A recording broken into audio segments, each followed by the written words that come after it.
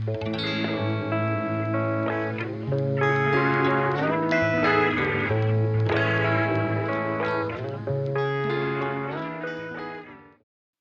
everyone, welcome back to my channel, or welcome to my channel if you're new here. Today's video is going to be another journal with me. I say another, but like I literally haven't filmed a journal with me since like 2021, so welcome to this video. Perhaps I did film it in 2022, but I filmed a journal video for my previous journal. I think that could be the case.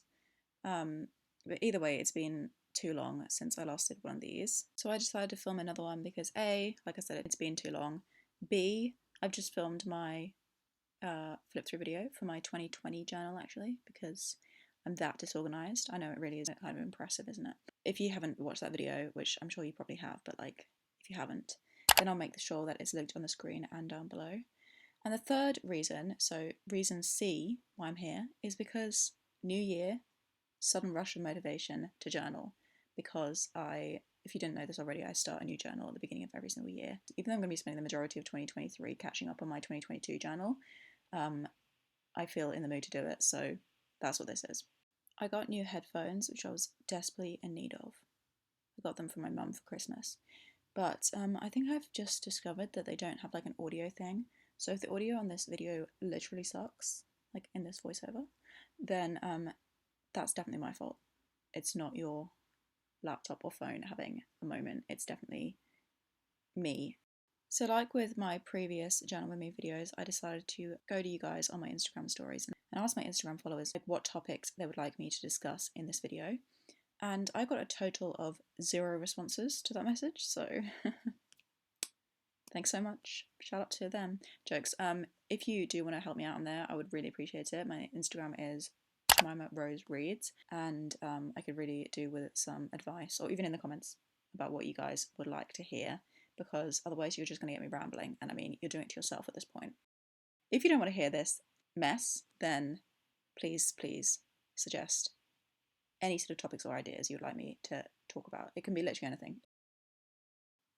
So because I don't have anything specific to be talking about here, I thought I would just chat a little bit about what I'm doing / how I'm feeling about journaling in general at the moment, because it's a new year, like I said, so we've got new inspiration. But if you did watch my flip through of my 2020 journal, you would know that during 2022, last year, I really was terrible at journaling. Like I set aside all the pages and I did kind of like my monthly title page and my favourite songs of the month, but I did like very sporadic journaling either side of that. And so 2023 is the year that I actually like organise myself, because I hate playing catch up as much as like it's just like a creative fun thing to do.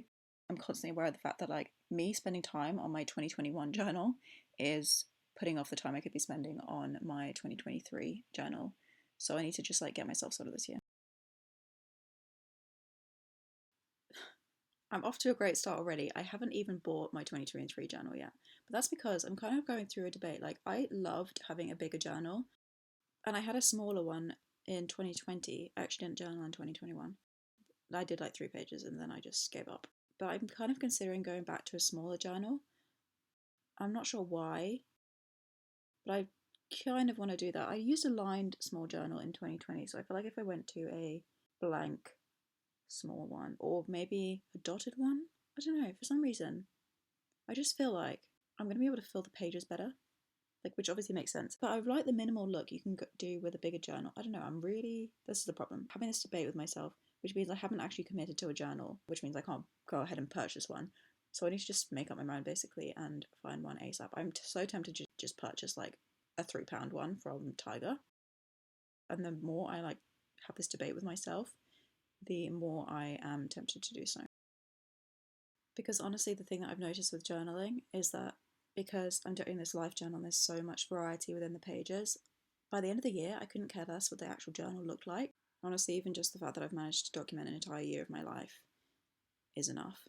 The only thing that's actually important is that it's got enough pages and that the pages can withstand paint, which is a stunning segue into what's happening on the page right now.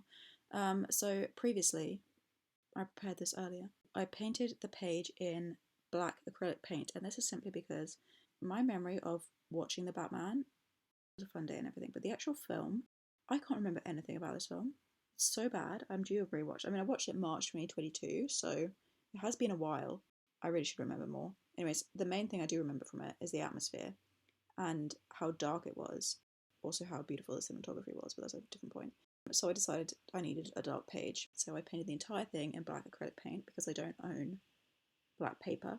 This works just fine. I just did like a really thin layer of it so that everything was opaque, but it also was not gonna make the pictures sit on it weirdly or make the page really thick or something like that. I also improvised with my stamps because I don't own any other colour ink other than black, and obviously black ink would not work on a page of black acrylic paint. So I just drew with my silver gel pen on the stamps, and it actually worked really well. I'm kind of happy with how it worked out. You can definitely read it, which you wouldn't have been able to do had it been black. I saved a bunch of pictures on Pinterest of Robert Pattinson as Batman, which everyone probably thought was me thirsting over him, but no. Got it in my head that it would be a good idea to draw him, and I wanted to draw him with the mask on, but so that you could still tell it was him and not just a random dude as Batman, you know? My drawing was pretty terrible, so I think I may have failed at trying to make it seem that it's actually Robert Pattinson and not a random person. But I did think that it was easier to like use a picture where he was actually in the mask than to kind of draw the mask on top of his face in a picture where he wasn't in the mask, if that makes any sense. I tried at this for a little while. I drew for about 10 minutes, and I was just like, it's fine. Everything's fine. It doesn't have to be him. The other tricky thing with trying to draw Robert Pattinson is that, in my opinion, one of his most defining features is his nose, which is obviously covered by the mask. And I know they built the mask like around his nose, but like, I don't know. And the eyes are kind of like hidden in the mask, so you can basically just do it through his jawline and his lips, and that was just a mess. Like, the lips are just the worst thing ever. So that was that. It was fine. I'm gonna stop going on about this now. Perhaps I shouldn't have tried. I just feel more self-conscious because I'm sharing it with you. Kind of my fault for not planning. I think I planned like the photos I wanted to print off, and I knew I wanted to draw the Batman logo, even though I don't think this is the logo in the Batman film. It's definitely not. It's just the old, like, iconic one. I wanted that to be there. Plus, I like to add into like the warm colours, because obviously the red and the black are like a big part of the film, but the orange is what I love. Like that scene at the top where he's like holding the flare and the crowd like swarming towards him in the floodwater, like stunning. Whoever did the cinematography, I actually did Google it the other day. I'll put his name on the screen. Literal genius. He also did June and like says it all. Right, I'm officially running out of things to say, so what I'm going to do is leave you here, put some tunes on, and let you enjoy the video. If you do enjoy the video, please make sure to give it a thumbs up so I actually know you do and you want to see more of these. Feel free to comment anything down below, including what other voice message, no, not voice message, why do I keep saying that? Voiceover topics I can speak on, because this was clearly a disaster. Right, I'm going to leave you. I'm going to love you and leave you, and I'll see you in a couple of days for my January reading wrap up, and then in a few more days I'll film another one of these. And yeah, do you guys like the movies? I do a lot of movie spreads, but yeah, right, I'm going to go now. Enjoy the rest of the video, and I'll speak to you very soon. Bye bye.